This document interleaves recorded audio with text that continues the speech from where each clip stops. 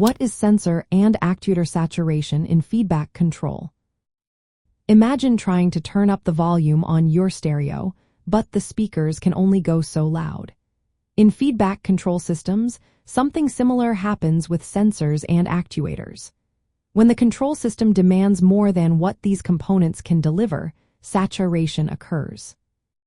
Let's start with actuators. These are devices that produce movement or force, like motors or hydraulic cylinders. When a controller sends a signal asking for a certain force or position, the actuator responds.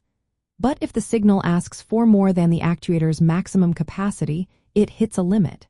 This is called actuator saturation. For example, a motor might be rated to handle only a certain voltage or current.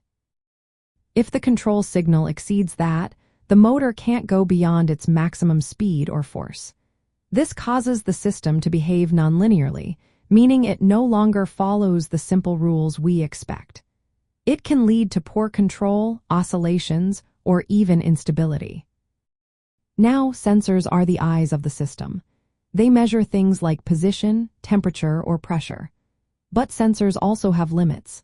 When the measured value exceeds what the sensor can record, the output gets clipped or stays constant. This is sensor saturation. For instance, if a temperature sensor can only measure up to 100 degrees Celsius, any higher temperature will just read as 100.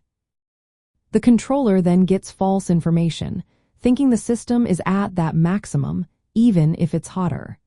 This inaccurate feedback can cause the system to react incorrectly, making control less precise.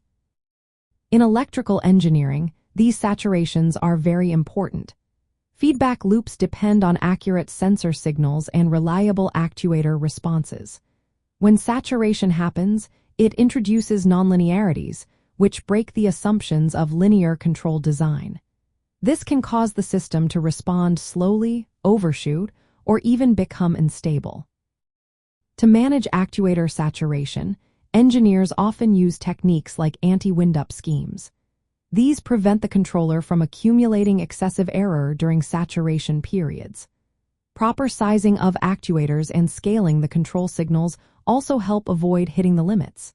Sometimes, systems include multiple actuators with different ranges to prevent saturation altogether. For sensors, choosing the right sensor with a suitable measurement range and calibrating it properly reduces the risk of saturation. If saturation does occur, it's important to recognize it quickly and adjust the control strategy accordingly. Understanding and handling sensor and actuator saturation is key to designing stable, reliable feedback control systems. It's about making sure the system stays within safe limits and responds accurately to changing conditions. By considering these limits during design and hardware selection, electrical engineers can keep systems running smoothly and avoid unexpected problems.